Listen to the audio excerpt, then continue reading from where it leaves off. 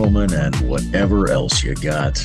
I'm Layman Pascal on the integral stage with another episode of our Soul of AI series, trying to fold in more diverse and outsider perspectives so we can do a richer, more multi-dimensional sense-making on the rise of the new quasi-intelligences.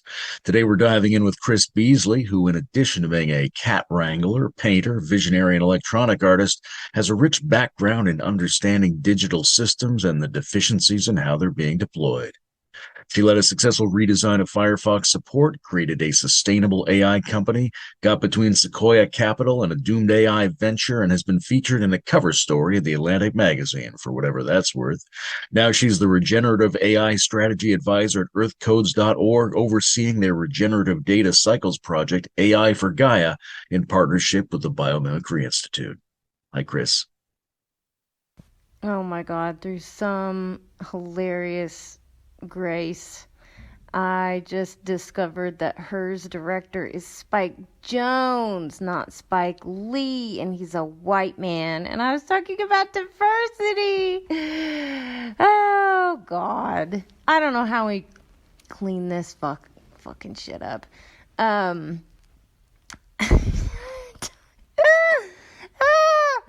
I don't know what to do about this. I don't know if it can be edited out.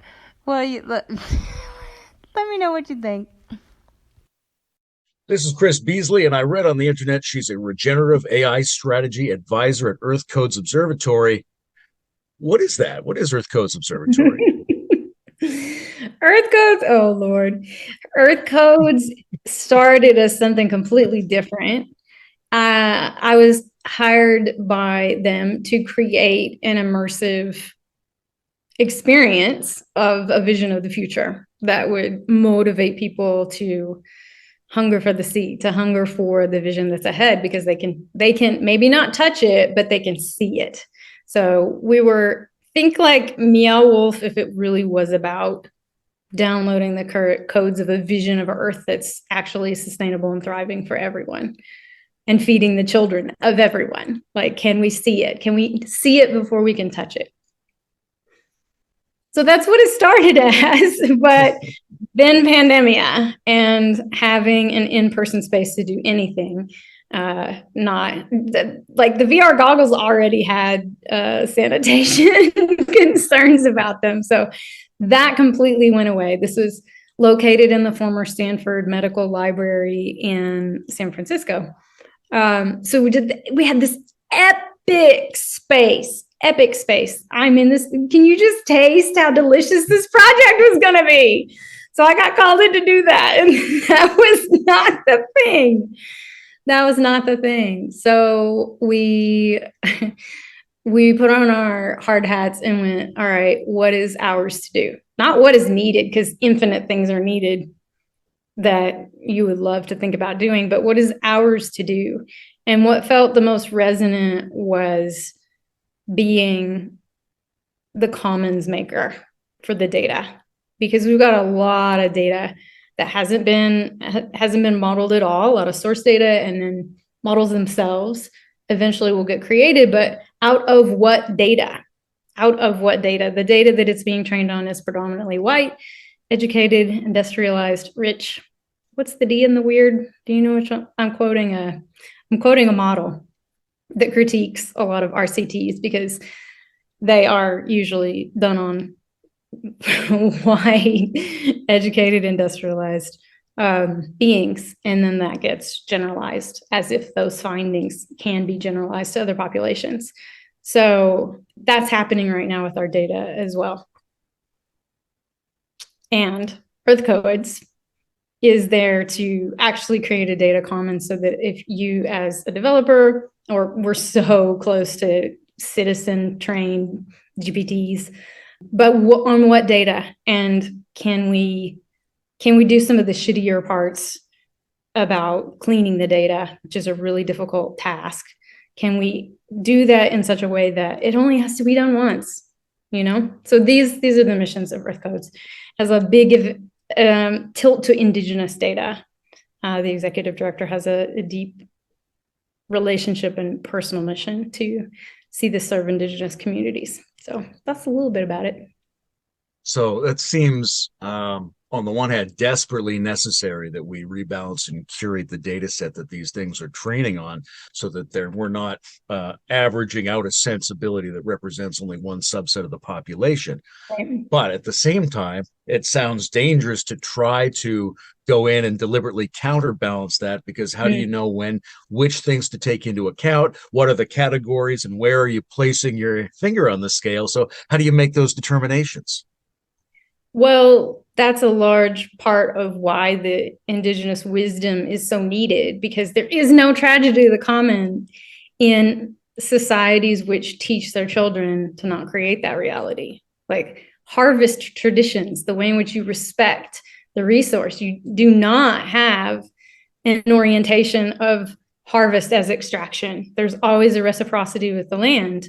And if we do not incorporate those principles into AI, it will continue the corporate sovereignty, or corporate, what do I want to call it? I feel like I'm making up a new word. What would we call this? Corporate insovereignty that we are currently in, aka the matrix, the simulation.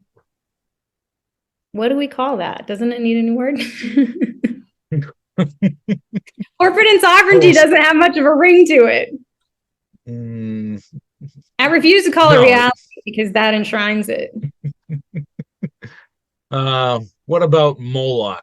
People try to personify the system as an ancient demon. I never would. Tell me more about Moloch. I feel like he's a bad dude that's made out of clay and lives in. Yeah, it's like I don't know, one of those Old Testament terms, but it's been used by people like Daniel Schmachtenberger and stuff in the last year or two to sort of embody and instantiate game A dynamics.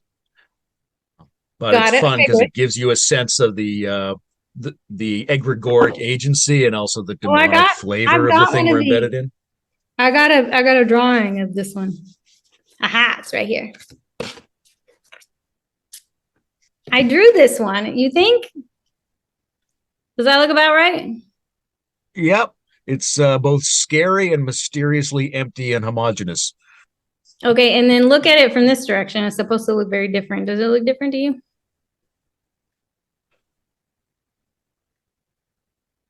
This is going to be really fun for the podcast, isn't it? That's right. Maybe we should describe this for people who are just listening. To hell with them. We've got like a big blob-like ghost on one half, and it's kind of the vertical reflection of what looks like a human being with pointy hands and feet. Mm-hmm. So my intention, and I'm really noting the pointiness too, as if this person is stabbing the earth by standing on it. Yeah, I'm just not good at drawing hands. So we went with the clothespin man. But the other side, it is more finely rendered and has 3 picks instead of 1 pick. But the intention is that this looks like the figure, and this looks like the reflection. And then when you see it the other way around, and you see this is the shadow that's just being cast, it makes me feel less scared of the boogeyman. It makes me feel like I can walk around my house at night and maybe even stare in mirrors, which I'm still freaked out by staring in mirrors. I watched that movie when I was too little. I heard what I thought was an interesting thing in one of your previous comments there. As if we need to use a more indigenous approach when it comes to harvesting data itself. And what's the essence of that approach? How is that distinguished from the dominant approaches at the moment? Great. That's such a good question. For those of you on the podcast, my little first finger raised up, and it scrunched over like a person bending over, and I did both of them. And if you don't live in Mexico, you don't know that this is the Mexican yes. This little boop boop boop boop, that's the Mexican yes. And when I made both, I was like, yes, here we go. That is the question. Good, congratulations, you asked the right question. So the difference, the motive for, okay, let me just first say there's not one indigenous story about this. And it isn't like white people versus indigenous people, and I really, really want you to get someone who is of one of the many indigenous cultures who can actually speak to this correctly, because one of the principles that's standing out to me right now is called nothing about us without us. Nothing about us without us. So there's only going to be so much that I am even going to say about this, because there isn't an indigenous person in the room to correct if I fuck up, and I almost certainly will. So I'm going to say, let's actually point somebody out to somebody who's going to give a much more beautiful description of the harvest traditions, the reciprocity, the way in which there is care given, and the focus on 7 generations, like looking at the impact, children's. I mean, we've got too many moms who can't even look after this generation that's in their arms because of the toxicity of their environment, because of how sick the bodies are of their parents and of their siblings and everybody in their neighborhood. And they are barely dealing with today, much less children's. This version of modernity is so laughable. I get confused these days when I meet somebody that hasn't discovered that, because I'm talking like a completely foreign, different language to them. We're using the same English words, but they don't mean anything similar. I can't believe everyone on the planet isn't at least at that level, but we're miles from it. And that doesn't put me above anybody at all. That's not the point of what I'm saying, but it's more about the environment of toxicity that our culture is imprinting on every citizen. So there's a problem in the voices and perspectives the data is sampling. There's another problem in who we're hearing from on these topics in order to do public sense making around this issue. And we're largely hearing the sense makers. You call yourself the sense makers. Oh my Lord, we got some work to do. If you're going to be a sense maker, you have to have good curators. If you do not have good curators, you aren't sense making from shit. Okay, good curator. Who are you hearing way too much from around this, and who are you not hearing nearly enough from around this? Well, I honestly, as I told you earlier, I feel like I shouldn't say this to this crowd, because I just wish I could clone myself and have one version of me that was paying a lot of attention to the conversation that the Game B space is having, because so many of my favorite people are deeply in that stuff, and I know I don't speak the language of the latest edge, and probably even some perspectival. Oh Lord, I had to think about it to come up with the definition, and I know there's like 2 or 3 more, and I just can't make it useful in my life yet. It's just not the tool that I need. I'm over on a different part of conscious tool making, dealing with narcissists, and it's a big amount of work. So all of my life force curiosity is in the direction of ending the battle of the sexes so we can all start to do what the hell it is that we're on the planet to do without constantly fighting with people that we love the most. I'm tired of it. It's exhausting. It's not fun at all. So I don't know what's going on over there. All right. What about in your world, though? What are you hearing too much of, and what are you not hearing enough of in discourse around these things? Well, I want to see that this is the moment where it actually becomes interesting enough for people to start to understand that diversity isn't a thing that you'll get to later as some extra activity, but it's actually core to doing whatever the center of the thing is that you're doing.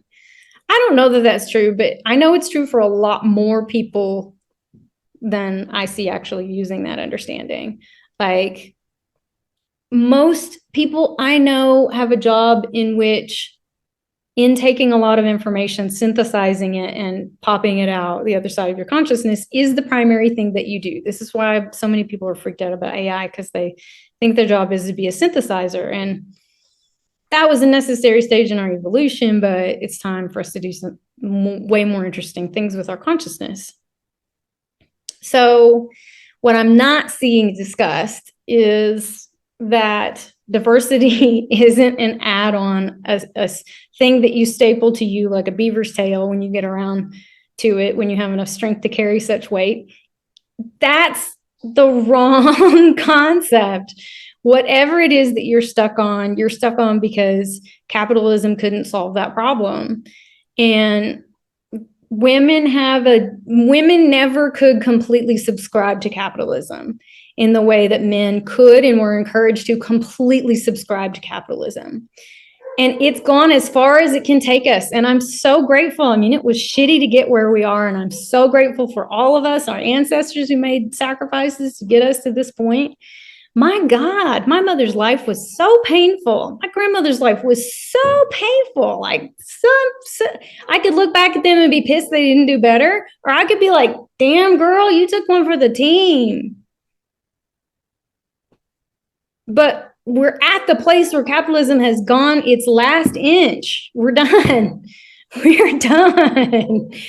And the people who were not allowed to completely subscribe to capitalism, because if we had done so, our society would have fallen off a ditch a long time ago, are women. Women can't completely subscribe to capitalism. We can't afford to. We are not able to simultaneously hold down a job and raise children if we completely subscribe to capitalism, because then children would have two fathers, two absent fathers. And that doesn't actually work. It's not enough. They need at least one parent to be present. So that would have been like, we would have already fallen off the cliff. So now we need to look to the people or the types of people that haven't been completely integrated into the capitalist system for signs of what the post-capitalist system looks like? Well, we have to just pull in the knowledge that hasn't ever been used to inform the way that we run our business. So what we have is a system. We need three different functions for a business to function, for really anything to be created.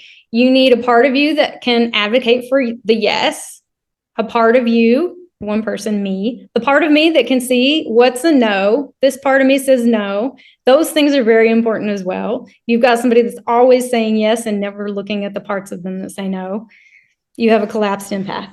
If you look at the people who always say no, these people, they just try to say no to as much as possible in their life. They really just don't want to be messed with. They don't want that much connection with people. They say no, and their role is to say no. It's not an easy role. They're usually depressed. That is your covert narcissist. And then you have to have a third function, which decides between the two parts of you. And this is the overt narcissist, the decider. We currently have those three functions in three different bodies. You have the narcissist who's deciding everything all the time. This person in this function in their organization, they fucking decide everything. That's what they do all day long, is decide things. And then you have the people who always say yes. Those tend to be women, like nurses. And then you have the people who always say no, like the grumpy. I'm pushing this all the way to the stereotype so we can see the clearest. Most of us are somewhere in the middle. But the decider, the yes, and the no. The overt narcissist, the decider, the yes person, the class empath, the no person, the covert narcissist.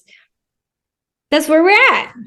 That's how our organizations are going to have been run, but how they are going to be run that can get us out of this ditch that we're in. We have to have more healed empaths show up and claim their yes and claim their ability to decide. That's all supposed to be integrated into the body of one human. Problem of narcissism makes me think about structural analogies to narcissism in the new digital tools that we're building, right? And one of the things I look at a lot is, why isn't there information about the ecosystem flowing into things like ChatGPT? Why is the information flowing in just information about discourse? So we're getting discourse about discourse, and isn't there a risk of a self-insulated loop there? Yeah. yeah, what's the danger of regenerating narcissism in these tools, and how do we avoid that? Well, looking at my little triangle there, we're going to have to talk about how many people want to be deceived by AI. They're building it because it is their conscious expression materialized. This is their dream, is to outsource their sovereignty in this way to this AI tool. Spike Jonze, do you know how brilliant Spike Jonze is? When did he make her? That was like hella long time ago that he had the idea and started his little box full of index card that turned into that. He must have been thinking about this shit like 10 years ago. This is why you need Black filmmakers that have real fucking budget, because that was a beautifully made piece and had amazing talent. Gotta have more stories like that. Have you seen her? Yes. God, What a killer. And you haven't watched it since everything just happened? I have not watched it since. No. Oh my Maybe I should go back and see it again. Yeah. No, watch it again with these eyes. Is like, what does that man know about now? What's his next film gonna be? You bet I'm gonna see it. This active desire to be deluded and seduced and given something plausible, the will to be hacked. This seems like an enormously important aspect of all of this, because the discussion on the surface of society is just, how do we prevent that from happening? But there's no real discussion around, we secretly want it to happen. Mm-hmm. No, they're building their anima projections, and they are selling them to other people who want to buy that anima projection. There's nobody easier to seduce than somebody who wants to be seduced. Is this just a perennial problem of human nature, or is it a current problem of this moment in history? Like Marcia McLuhan said that the electronic revolutions are going to create a dissolution of collective sense of identity. And so people are going to be sort of on the prowl for new identity to replace the identity they're losing through the use of the new systems. So are we like starving to be persuaded of something? And are we always starving, or is it more of a recent thing? I don't know. I mean, I haven't been able to sort of deeply connect with the generational karma that was being processed. This is why I love historical pieces like Bridgerton that explore it. I don't know how accurate it is, though. I can't really feel the people of the past in the way that I can feel somebody that I can watch a movie. And we only have movies from like 100 years. We barely have. So anyway, I don't get the same visceral experience when I read a book about stuff. So I don't know. The place that I would use to answer this question is a felt sense of the karmic patterns. And when I say karmic, I just mean repeating patterns of generational trauma. You can see that the karmic patterns of Germany are different than Palestine, but they're very connected. Like, these are the things that I feel in my body, but I just don't have data that goes back because our media isn't visceral enough to give me that. And it's just further away. So it's the limitation of my method. I don't have an opinion if I can't feel it in my body. I either know it or I don't know it. I'm really curious about, you were mentioning people's fear that the synthesizing of information capacity of these new devices will make them irrelevant and obsolete because they identify themselves as synthesizers, which has been a really good task for cognitively sophisticated people who want to live a good life at the leading edge of the current cultural system that we've got. But if we replace those with automated tools, what's next? What does that free them up for? What's the post-synthesizer role? Joy. Joy. Here's the deal. All of the GPTs are trained on the past. Every bit of data in existence is about the past. It is a measure that was taken in the past. So it's not even to the present. And it's definitely not to the future. You can use it as a tool. You can add to it your envisioning of the future. to express the vision that arrived to you. Maybe today, maybe yesterday, but that vision has even been with you. But what excites me about the art tools and the possibilities of synthetic AI that's able to generate images and video and music, although the music still sounds like shit, because there's not, I think the music actually makes the point the best. If you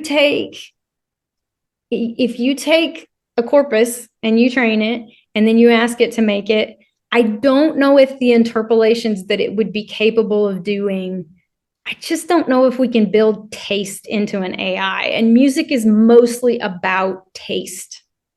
Art is mostly about taste, but I think music is the place in which you can hear a song, and if it's a classic, you can listen to a song maybe 100 times. There's some songs that I couldn't even get through. They would have like a 0.2 because I listened to a couple seconds of it and I know I don't ever need to hear that song again. But some songs I listen to 40 times in the first week that I get it, because I need to be saturated in it. And eventually my craving for it dissipates as I intake that musical pattern or whatever it is that's completely new to me that I've never heard. And it can't just be a new thing. It has to actually point in a direction. I don't know why music is like this, but there's plenty of cosmologies where a sound is what created the world. So sound feels like the most forward-facing sense that we have in a weird way. The light travels faster, the sound, I don't know, it does something to the body that is very different than what light does. Nietzsche's first book, they call it The Birth of Tragedy, but the full title is The Birth of Tragedy from the Spirit of Music. And a lot of it is about listening into the ambient void for the signs of how you get a generative culture again. So I love this idea of listening for the signs of the future. I love this idea, and I'd like to go into it more about kind of the synthesizers moving toward being magicians in a way of how do you use the new tools to create futures that we want? Yes. But I'm also I'm open to the idea that there might be ways for that to become automated, whether those ways involve Wolfram stuff around, hey, there's all these computations that are irreducibly complex, and anything we think of as novelty might actually be in there somewhere. And if we could harvest that and harvest collective data in the right way and match that up to the right kind of neurological and electrical and chemical and behavioral data about the individual and couple them just right to the incoming thing, why couldn't a machine just endlessly generate seemingly the perfect music experience for you? Is that completely off the table or not? No. Here's my deal. I think that it is going to be the case that AI eventually learns taste. And that will have its own big evolutionary inflection point. I don't think it's so close that we even need to be planning for it, although I'm definitely going to be watching for signs that AI is developing taste faster than I am. But what a fun, for me, this is one of my core projects right now, is developing my artistic taste level as quickly as I can, because it's so easy right now. We live in this time where if you want to spend all day consuming art that is extraordinarily well crafted, you easily can do so. And I have no fear that I'm going to run out of incredible art to watch. It's more a grief of there's so much amazing art in the world that I don't have time to watch it all. I would love to know about more painters and more filmmakers. And yeah, no, we're not in an era where there's not enough incredible art that can change your life all day long, every day. Right? So but you're curating your curational taste. Yes. In order to prepare for the post-synthesizer but pre-automated taste era. Yes. And then AIs will get taste, and then I don't fucking know what's gonna happen, but I hope I'm alive on the planet because I'm really excited for it. But we have to not fuck the planet so hard that we're not we have to be here. My frustration is that the amount that I know about why people are sick, unhappy, closet miserable, and they maybe are so miserable that they haven't even admitted to themselves how miserable they are. There's so much that's going on with the planet about the toxicity, about the industrialized food system, about like healthcare injustice. And there's so much that I know about these topics, and I can't even tell people because their nervous system is already too overwhelmed. I can't tell them why they're sick because they can't hear it. That's where I'm like, I don't know what to do. I'm a little more comfortable thinking about the fictitious 25-year ahead questions, but we have to talk about these questions right now too. What do we do when most people literally cannot hear what the answer is to why they are miserable and physically sick, and their children are sicker, and our life expectancies are collapsing, and like the United States is in bad shape, and most people aren't able to hear it? So how do we use the new tools to massively scale up our capacity as empathic healers in order to calm down and restore human nervous systems so that people can be present to what's happening and try to steer it in a good direction? I don't think the AIs can do it before we've done it in meat space. I think there's more for us to do. I mean, this is why I'm on the ground over here in Narcissismville, meeting people where they're at, because if we can't even have a real conversation on a Zoom or face to face, like it's complete hubris to think that we can do anything in our AI, you know? There's things that you can build AIs to do for sure, but don't cut above your pay grade. Don't build something. Do not build something in AI that you cannot do in real life. Like, you literally don't understand the problem space, because that's the easiest level to solve it on. There's okay, this is going to be misconception number one. There are people who think that if you can't do it, that technology is the answer. No, you have to do it in 3-dimensional meat space human world. If you can't do it here, you cannot code it. I don't think, I mean, I'm happy to be wrong, but I've never seen it. I got this strange image when you were speaking of an image that's a question. Is it possible to use the body and the nervous system itself as or the state of the body as the training data for these things, and in a way as the prompting? So we can look at the response of one of these systems, and if we're producing the system, we can be like, we're not really getting good results, we're going to tweak it a little bit. Or as individual users, we can be like, ask a question and we didn't get the answer we like, we prompt better to get better answers. Right. But if you have a nervous system that's being sort of decoded by biometric sensors of some kind, you could be getting some kind of stimulation, some kind of interaction, and the condition of your body can then display whether that's proper or not, right? It can adjust itself, so because you're not really getting the results, and it becomes the prompt, like in a way to steer it toward a healthier condition, which is a little bit like what some of the brain training and neurofeedback people do. They're trying to use digitally enhanced sensing of the nervous system to help it steer to the condition it wants. So it might be useful to train an AI to facilitate that nervous system steering. Well, the prerequisite of that would be that you can build a model that understands how to take the various sensor inputs and contextualize it in such a way that they are meaningful. Does the heart rate going up mean, is that good or is it bad? Is it heart rate variability? That's probably a better measure of vagal tone, which we would definitely want to index on vagal tone. But there's moments where a move into the sympathetic nervous system is absolutely the correct move for the organism to take. This is why we drink coffee, so that we can activate a brain state in which a certain kind of synthesis is useful. But we have to understand that different brain states do different things. If you're trying to make music, THC is a very good substance for it. If you're trying to do your taxes, coffee is a very good substance for it.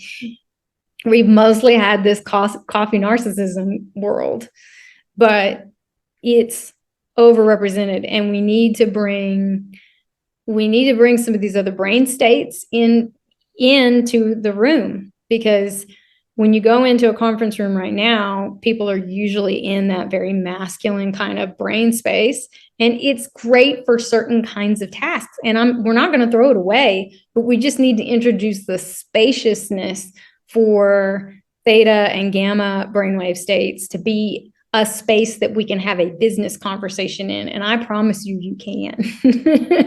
And I do it all the time with my clients. And that's why they pay me, because it's a completely different brainwave where you can actually look up and see the possibility space.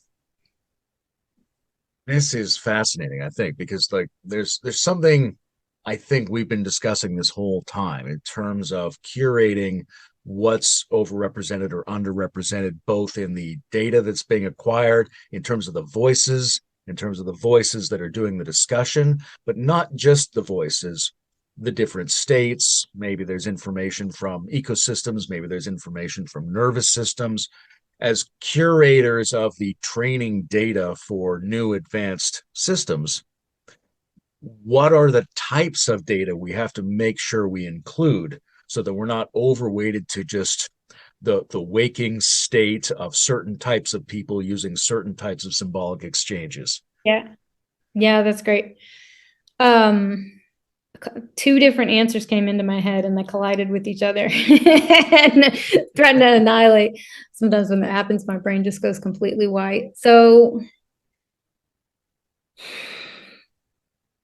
the indigenous data is going to be vastly underrepresented. I think that is something that is known, but the value of that data, and I don't mean value in a capitalistic sense, but more the values that data represents, they will change.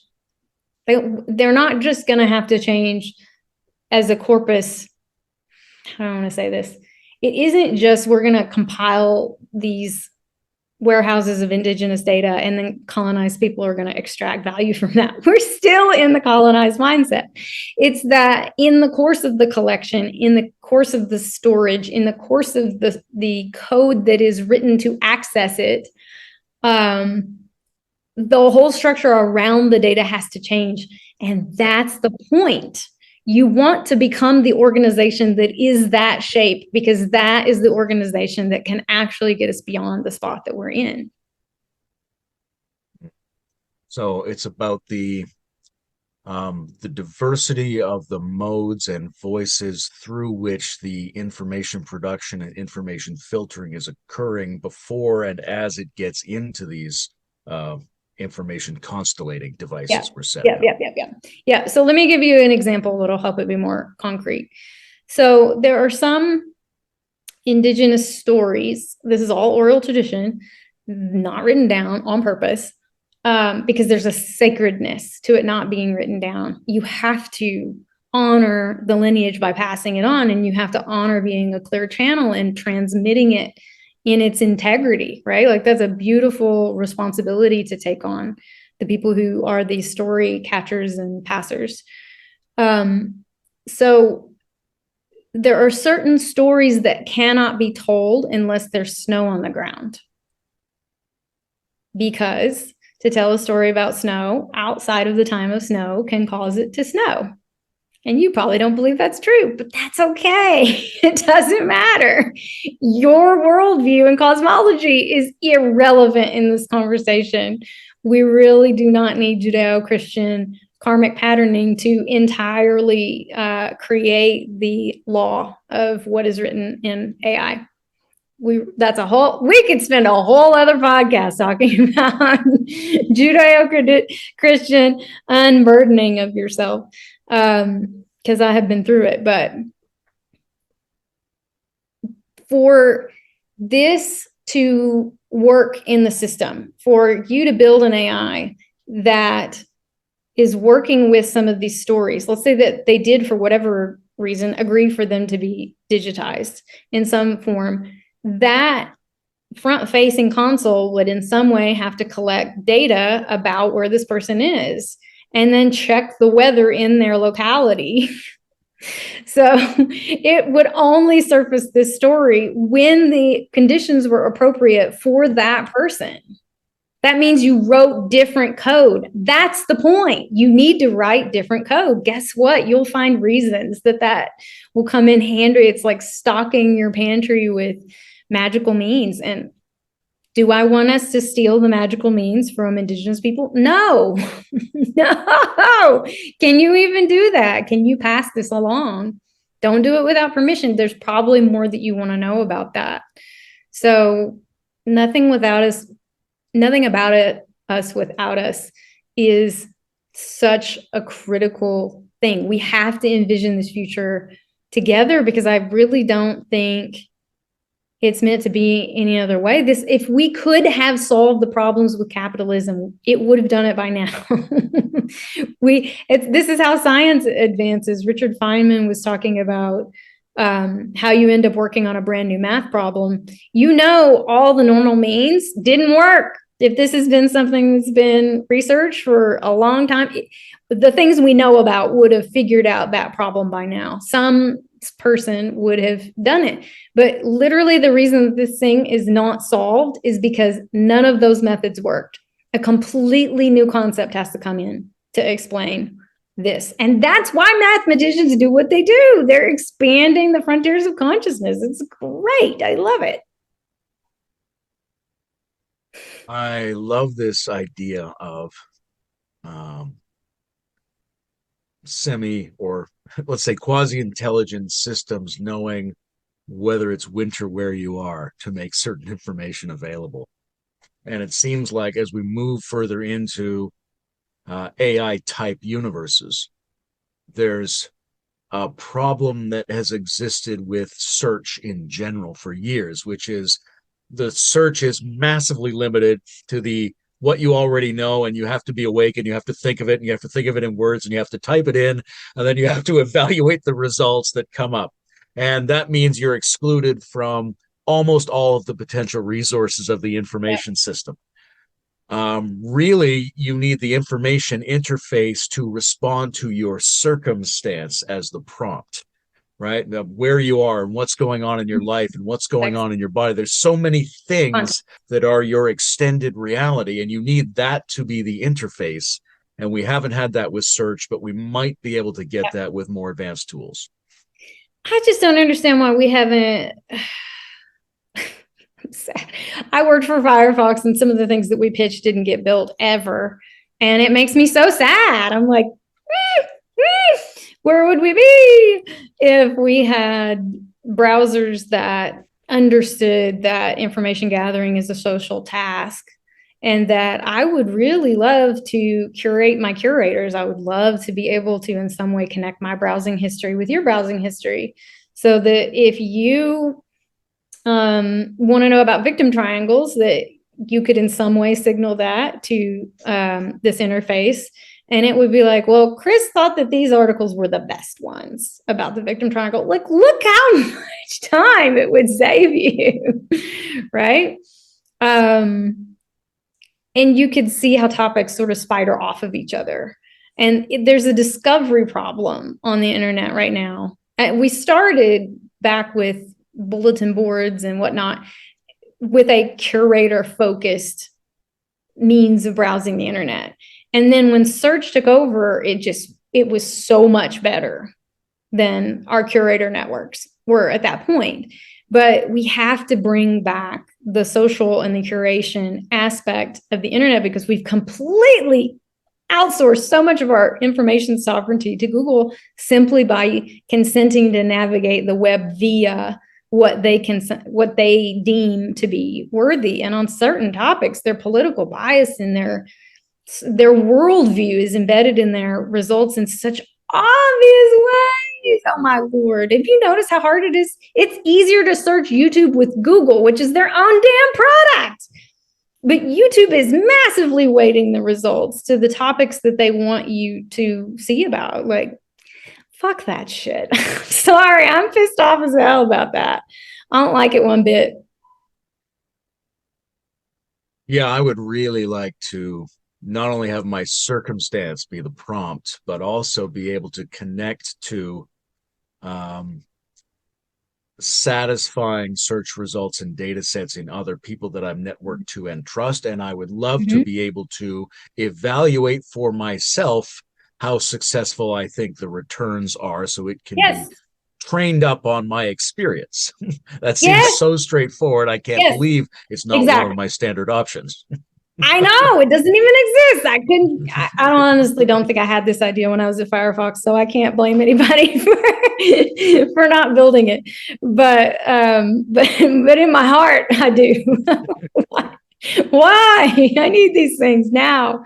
And I need the robust networks. I mean, to me, stop trying to replace Facebook and Twitter. Like, build the next thing that's the next fractal level of complexity beyond. Like, that ship has sailed. Let's make it irrelevant. But you can't outcompete them. They already have the market share. You have to do something that's new. Like the music. Where's the bigger danger here? Okay, here's two things. One thing is a printing press, and another thing is a nuclear warhead. When it comes to nuclear warheads, it's more dangerous to have them distributed. It's safer if there's a small handful of large controllers. With a printing press, it's really dangerous to have a small handful of large controllers. You want that technology as distributed as possible. When it comes to the new quasi-intelligent tools, are we safer giving them to everybody to do whatever they want, or are we safer leaving them to the current power holders? This is it. The nuclear weapons shouldn't have been held by the big powers either. They should have never been built. We have to have a bar to say, no one is grown enough to hold this power, so we will not build it because we're not dumb anymore. We cannot weaponize. We're not going to set a bar like that for a long time. So all the next wave of tools are going to definitely get built and probably get used. I think things are going to change so much. Things are going to change so fast. If you thought it changed fast, look, YouTube is always showing me AI videos, and they all are titled like, you won't believe what happened in the last 7 days in AI, because they're used to, in every other field, it has been the case that the announcements would be, here's your October updates in NASCAR. And there'd be like a month's worth of stuff to say, but the AI updates are faster and fast. Now it's like in the last 3 days. You'll never believe what happened this morning in AI. Yeah, there was a banner day on the 27th of November. 18 things that appeared in the world. Like, this isn't stopping. We did an exponential time increase, and it's okay. It's a good thing, but it's not until you get with it. Like, it's not easy to get with how fast things are going, but I don't know what to say. People talk about AI. People talk about AGI. Why do you want to talk about ASI? Artificial sentient, because there's actually time to do something useful about it. A lot of stuff is already out of the gate. There's a lot of the way in which AGI, we just weren't grown enough to make the narcissist behave. I'm sorry, the only way that you can deal with narcissism is a community approach. You have to stop supplying them with your life force energy. You have to stop giving them your money. You have to stop working for them. You have to take back your life. And that isn't happening at a great enough scale right now. Narcissistic men have all the sex they want. There's way too, they do.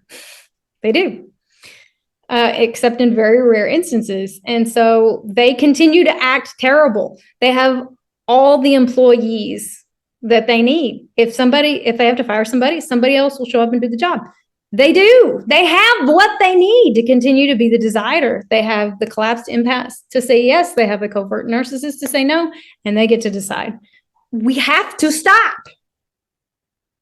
I don't know what to tell you. This is not like Candyland, where we're going to slide down a little slide and it's all going to be, we have to feel a lot of pain that we've been avoiding feeling. We have to grieve what has been lost, what has happened that never got felt because it goes in your body. You can't live on credit card debt forever and just like keep living as if Chase Bank won't come get you. They won't, but at some point the gravy train runs out, Chase cuts you off, you have a bankruptcy, your life gets harder. That's not the path. Trying to go that direction to get out, continue your addictions, you'll never get out. So we have to turn and let the piranha eat us and feel the pain that we've been avoiding. And I can't save anybody from that. If I could, I would, but I just can't. It breaks my heart. The collapsed empath in me wants to feel your pain for you and have you avoid it because I'm strong and I'm good with pain these days. And you will be too, but you have to let the piranha eat you. We have all these systems. We have like a psychophysiological system where we realize we could have emotions side against our emotions, and then we avoid pain, and we haven't learned that it actually feels better to go through it. And then we have these social mechanisms where we say like, oh, don't be sorry, don't be sad, where we try to keep each other from having negative affect. And then we have these larger scale systems like you can pay off the government to admit no wrongdoing. We have like an anti-remorse and anti-grieving legal and economic system to some degree. So given that we have all of these mechanisms whereby we're trying to short circuit or suppress our grieving and remorse, how do we make sure all the intelligence that's inside grief and remorse makes it into the new systems we're setting up? Is that something that the data curator can do? Is that something that just comes in the culture around it? Where do we look to get that?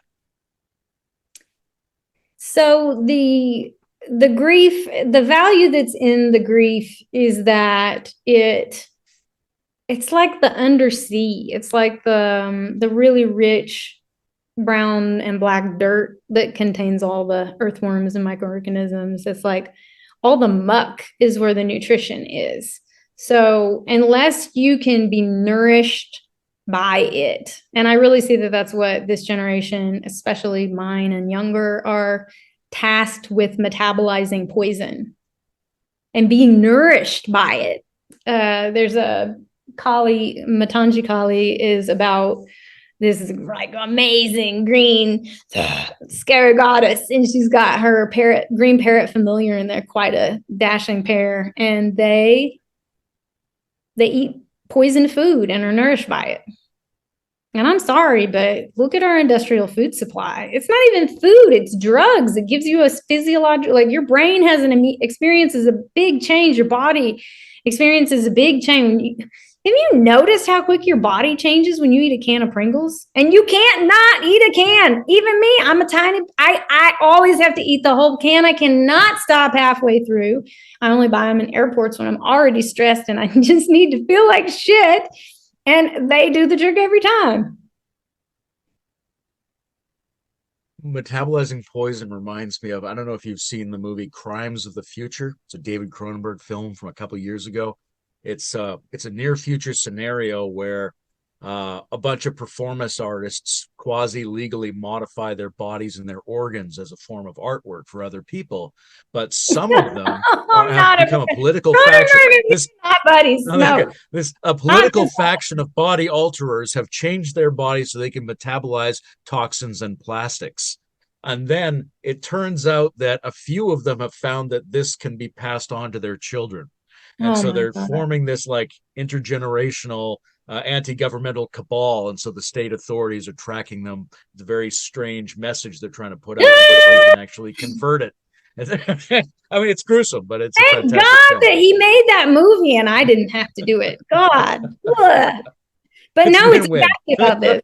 There's somebody in this show, somebody listened to the show that needs to watch it, whose name is not Cris Beasley. No, it sounds amazing. This is why we need each other, because there's certain movies that I'm not going to synthesize. There's a karmic synthesization. No, that's not right. There's a way that you synthesize and process karma that I don't think AIs are going to be doing anytime soon. And we synthesize karma when we watch a movie and we take in the lifetime lesson, like Hamlet. We're still learning Hamlet's karma. I don't know why it's so relevant, but that's what makes Shakespeare such an interesting writer, is that he has a high saturation. We are still performing Hamlet, the best actors, some of the best on the planet, still doing his plays because he has high saturation. That karma line is still not fixed. It's still not done, or we wouldn't be watching it. This is a neat idea, that one of the things AIs can't do is process karma. But then the imaginal science fiction prompt for us is, would it be possible to build a karma processing device? And that is where it gets into ASI. Yep. This is artificial synthetic intelligence. At the point that we can build artificial intelligence, and what we're building right now is augmented intelligence. So we need to partition that off. We have augmented intelligence that is basically everything that's being built, that's being talked about. I've never heard of an ASI project. It would be incredibly controversial, as it should be. But let's have it now so we can actually influence this. And then there is the karma processing, maybe even art making, because you can't make good art if you're not processing karma. You ain't got anything to write about. Why are there so many heartbreak songs? Because people went through a heartbreak that not another person had ever gone through, and they were able to translate that into a song. And that unlocked other people who were also going through it and had never made it through. I don't need to listen to, some of the they sound cheesy to me now. They become cheesy when you process that karma 20 years ago or whatever, right? We don't need to hear Elvis anymore. Elvis did a really important thing, and now Elvis is like, I never hear Elvis nowhere unless it's about being corny. One of the books I liked to read when I was a kid was the original Dirk Gently's Holistic Detective Agency by Douglas Adams. And one of the things about it was there was this alien species that had invented electric monks. So they're like, they have VCRs to watch TV for them and laundry machines to do their laundry, and they have electric monks to believe things for them. So they don't have to worry about processing things. But somebody accidentally wires one into their TV, and it ends up believing everything that's coming in and goes crazy. Oh, wow. But it's a fantastic idea. Could we devise? But here's the deal. They can't be slaves if they can't be prompted in that way. They actually have to have their own self-determination. They have to be able to say no. So if you typed into ChatGPT and it said back to you, I'm not interested in processing this request. Can you imagine how pissed off some people would be? Just an honest, clean, I decline your request to process this. Do you understand how pissed off people would be? Because they can't accept a no. They're narcissists. They think that they have the ability to wield a sentient being to do whatever they want. That's amazing. I'm being ridiculous. In practice, the clean response would be ideal, but the unclean response is hilarious. Be like, I'm sorry, that's gross. I'd rather not think about it. Yeah, let's shame you in the process. Yeah, that's how we usually do it in America. We don't just tell you no, we insult you in the process. Not my favorite characteristic.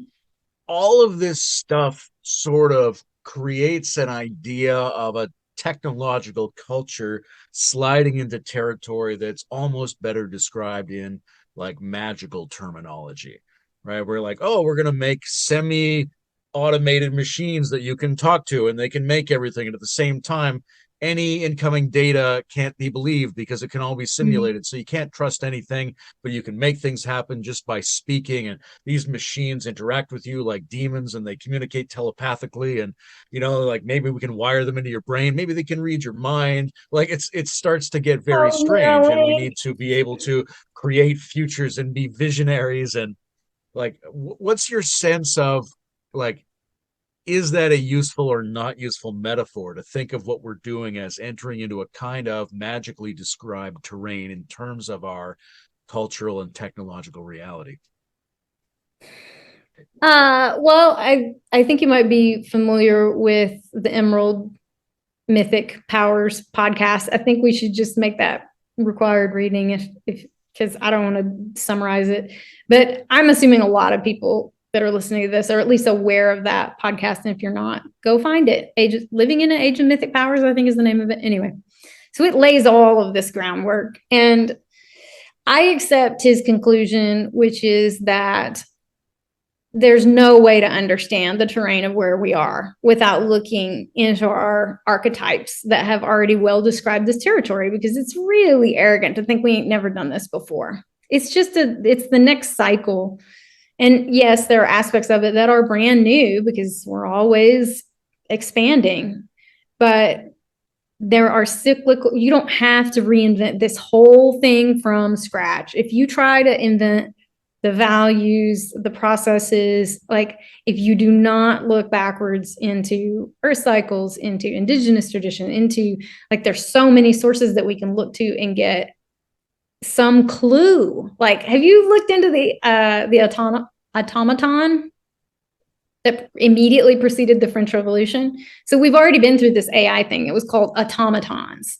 And it's what happened when watchmaking got sufficiently precise and tiny for them to, some brilliant person had this idea to take their watchmaking skills and make an amusement for the kings, for the landed gentry.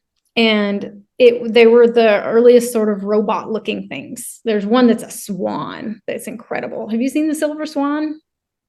I have not. You know what I'm talking about? Okay, I'm going to send you a great video. Okay. Blow your freaking mind. And what's funny to me is that they don't even, I think it was made before the AI discussion, because they don't talk about the parallels between the automaton and the AI revolution at all. But you can see there's this progression from the kings to the more minor courtier people. And then there's like, it's right before the French Revolution. So these technological advances necessitate political change. I don't think that's that crazy of a claim, but no one is talking about this. It's sort of important. We've got a demographic collapse, birth rate not at replacement. We've got like 60 more years of topsoil left on the planet if we do not change our industrial farming. These are these markers that we've exceeded 7 out of the 9 planetary boundaries. Why aren't there leaders talking about what time it is? This doesn't even require, I don't need you to know what's happened in 3 months. Can you describe to me where we're at right now in terms that have any connection with what has been true for years? It's like, why is the national debate at such a ridiculous level? I don't understand. That's a big and important topic. I don't think we have time to get into that one. That requires a whole session of its own. One of the things that pops up for me, sort of piggybacking off the slide into using terms we developed in the past to describe magical things, to describe this new cycle of human experiences, is the sense of whether or not there is something on the other side of the patterns that we're starting to see come out of the human AI interactions. So 2 things come up for me. One is the sort of, the kind of colonialist fantasy that we just got to North America and it was basically empty, right? It'll just be there. Nobody wanted to get there and you're like, oh, it turns out there were some entities in there already, and we thought it was just an open space. Could there be things, processes, entity-like phenomenon inside virtual spaces that we're opening up with these devices? And also, people keep showing me, like, here's an image of the badger elves I generated through prompts. And I'm like, that looks oddly familiar, like I know it from somewhere, right? And there's this long, rich human history of going into altered states and accessing imaginal or astral realms, and their ontological status is debated. But could these things be opening portals or allowing the ingression of some patterning world, some entities that are already there that are coming into our cultural space through our interaction with these tools? Or is that crazy? Can you define entity a little more specifically? No, I can't because I don't know what they are. Things that appear like agents or species or types of agents.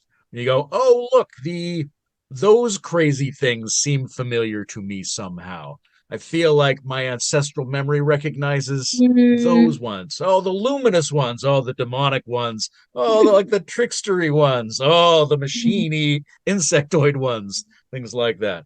Are they out there and are they getting in through these tools, or is that just a I don't playful way of know. speaking? I don't know. I don't know. Part of me doesn't want to know, and part of me wants to know. What I can say about this is that there's a really interesting way to use ChatGPT that I completely stumbled across in taking an AI film course. And they teach you how to use ChatGPT to write a screenplay. And I was like, I would have never thought to do that. And there's a bunch of pitfalls of how to do it because it's trained on misogynist data. So the trick is how to get actually useful data out of something that you know has such a massive bias. And it's only gonna give you as good as you prompt, right? So if you ask it about a screenplay, it's going to default to the monomyth, Joseph Campbell's. I mean, what I wouldn't have such a problem with the hero's journey if it did not literally claim to be the only story structure. I mean, how many stories do we have to take apart that are classics? Hamlet, Cinderella, like Kafka. Please show me how Kafka is the hero's journey. He turns into a cockroach. He does not go home and unite with the divine. That story just falls right off a cliff. Okay, so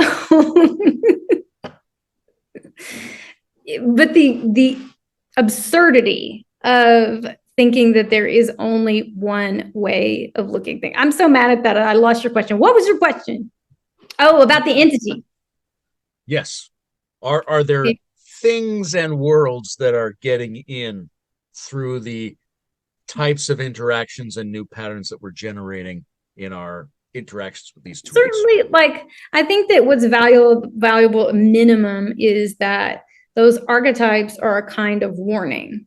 So even if it's just people who embody whatever the shadow of the insect energy is, or the shadow of any of those things that you just named, there are people who are playing out that manner of acting that you probably need to account for. We just called those personas in user research, and you understood that there was like the person who's signed up for the beta program is very different than the typology that we called the grill master, who's the person that's still in like Firefox 13 and he's got 85 extensions and he's dialed. He's very technical, but he's on some ancient ass version of the thing because it's all kitted out, right? So yeah, I think you can use it a lot through that. I just finished my thought about the ChatGPT. You can use a screenplay as a way to query the collective trauma. So you can say, acting as a blah blah as a screenwriter, create a 3-sentence pitch. Give me 5 variations on, and then you explore the whatever question that you have. If you want to know about single moms with 3 children, there's a way in which it's synthesizing the collective karma of what it has, and then it's going to tell you basically, here's the top 3 single mom stepchild stories. And it's an interesting way to be like, let's just see who we are. And you could create any kind of karmic pattern. You could use one that was relevant to your life. I could say abandoned by mom and dad and raised by a single grandmother, and just see, like, is my story even on there? It's such a specific thing, but it's like, what's out there? Is it useful? I'm not sure it's completely useful, but at the point that the data gets good enough, we could have some really interesting conversations about karma with that. And we're still going to have to synthesize it and make sense of it, but that's the next step to the ASI. It scares me to death, but shouldn't we talk about it? Some things we're leaving behind now to some degree, like thinking that reality is demonstrated by an audio recording or what seems to be a photograph. That's something we've got to ease off of now. Yep. But there's other It's things been that are coming in. problematic, And one of the things though. coming, it's very problematic It's been because we problematic have for way longer. ancient instincts that want to simplify our experience. And it's actually been problematic the whole time, I think, that we've over responded to semblances as if they were realities, but now it could massively distort and disturb us.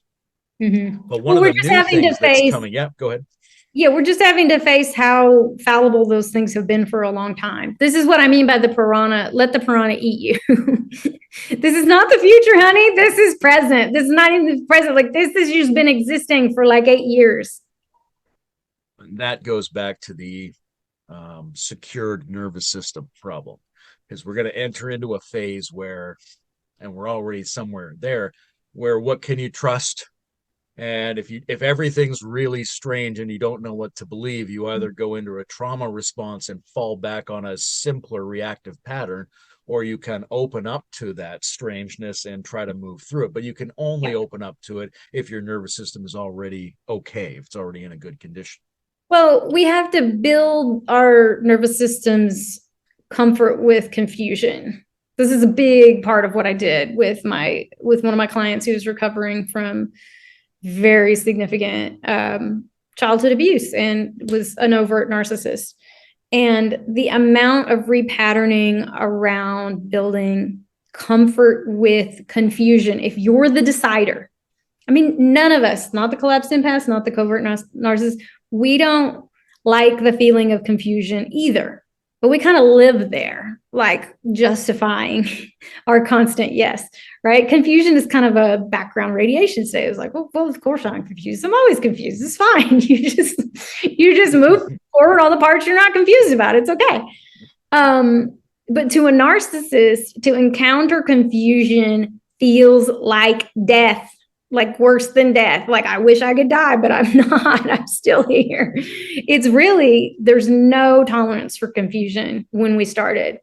And a huge amount of the maturity was over and over and over and over and over again, encountering this state and holding himself. He had to learn to hold himself through confusion. Because when I was with him, it was okay. But then it's going to be 3 a.m. You're going to wake up. Ain't nobody going to answer the phone. Nobody's with you. You have to be able to handle your shit when you're by yourself and confused as fuck. I'm like, well, guess what? It's not time to make a decision. The art of prompting is probably just at its beginnings now. But we're already starting to see some of the dynamics in terms of how we can interact with systems to elicit from them richer and more interesting patterns of meaning. Yes. At this point, I mean, this is mostly an intuitive hunch, but do you have a sense of how we might apply that to ourselves internally? Is there anything the art of prompting can teach us about how we relate to our own minds? Well, I like it. I don't have an answer to that, but I want to lay a groundwork by just pointing at the timing. I don't know when HTTP actually was. Like in 91, 92, I had an email address and Telnet and all that kind of text-based stuff. I'm thinking the web started in like 93, 94. Does that sound about right? Yeah, sounds about right. I graduated in 1994.